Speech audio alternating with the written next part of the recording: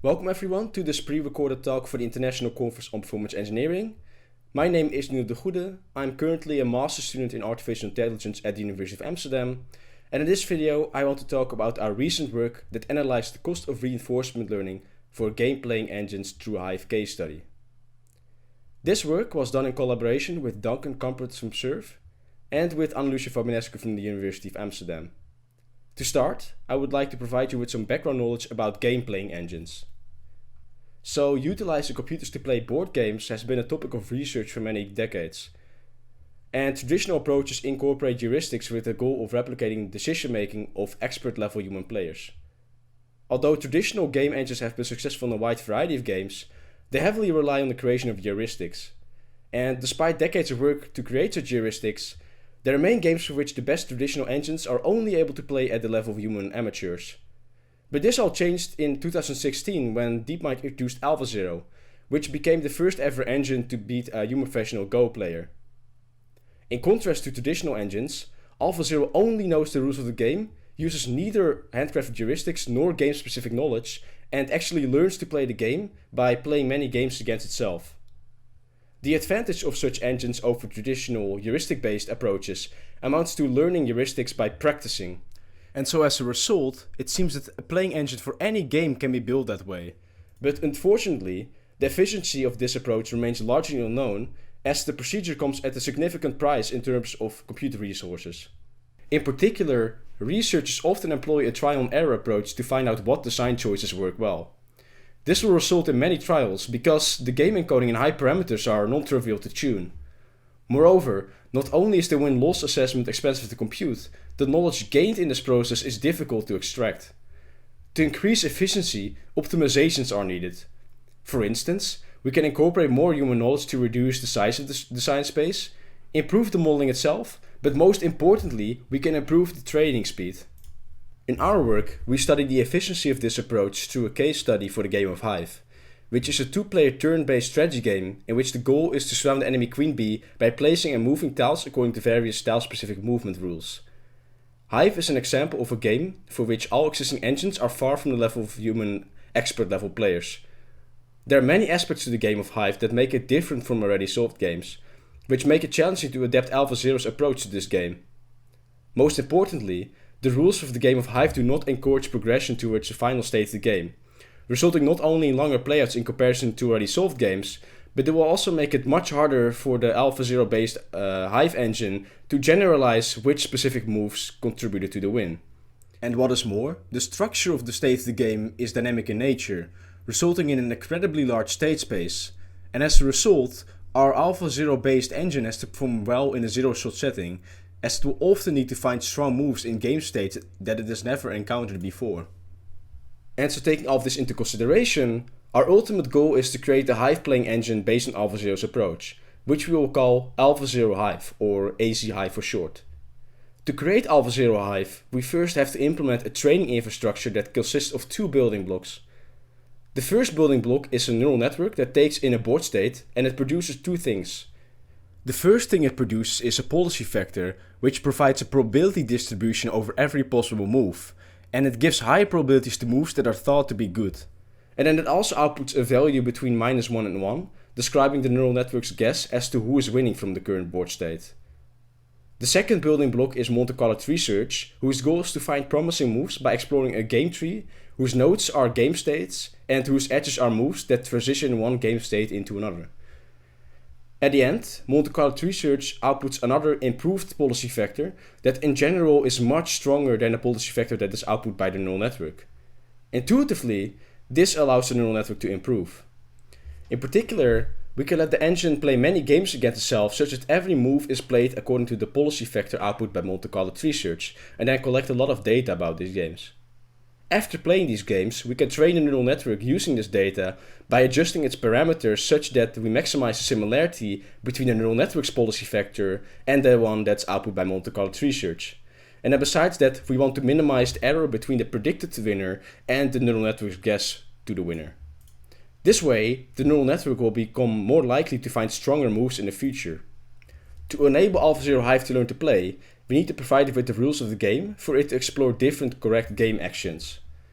To ensure that the logic of the game does not form a bottleneck on the training efficiency, we choose an existing high-performance implementation of the game's logic called Beekeeper.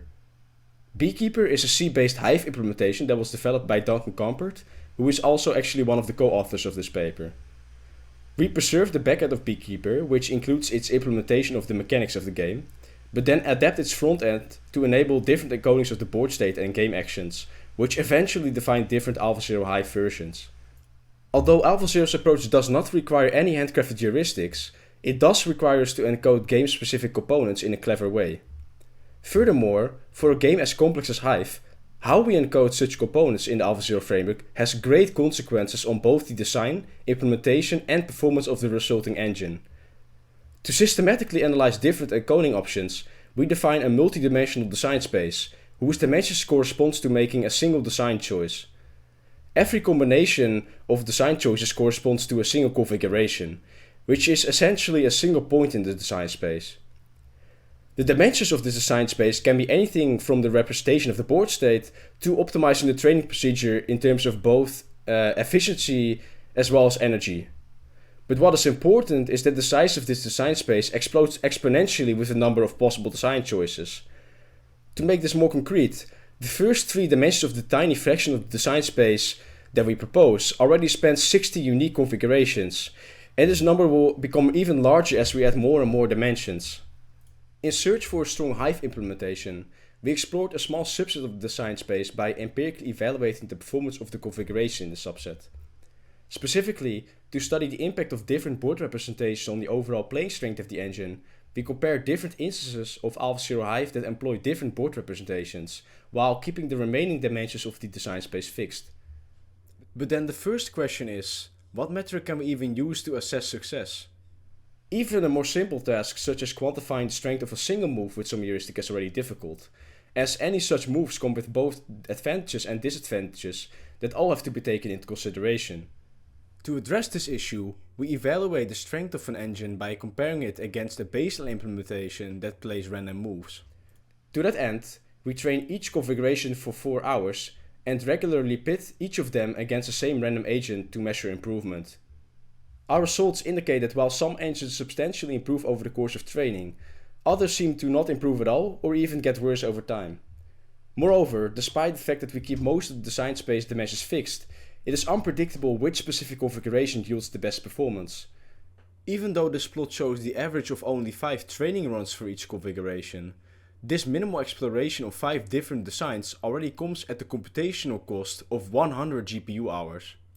To compare our AlphaZero based engine against traditional heuristic based engines, we set up a tournament where we let a collection of such engines play in a round robin fashion. Throughout this tournament, we maintain an ELO rating for each engine to represent the relative playing strength between the engines. For this experiment, our results indicate that our engine that learned the game from scratch is competitive, but it is definitely not the best out there.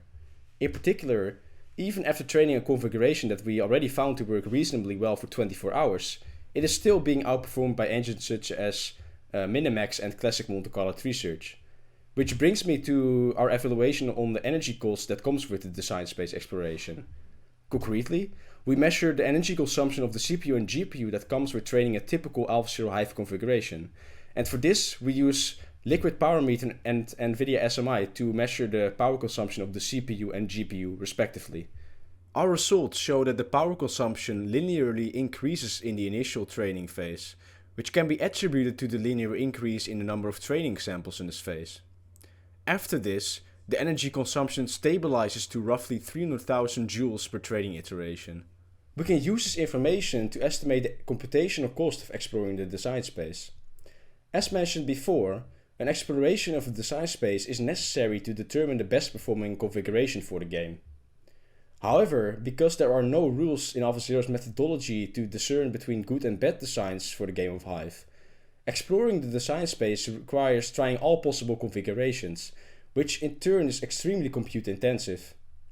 To make this more concrete, for the design space that we proposed, we estimate the computational cost of its exploration to be 381 node years, and in energy, this is equivalent to roughly 600 megawatt hours, which is enough energy to provide almost 100 European citizens of energy for a complete year. To conclude, we assessed the energy costs required for using AlphaZero to build the playing engine for the game of Hive. However, because of the incredible size as well as the unpredictability of the performance of different configurations, the cost of exploring this design space can quickly become prohibitive.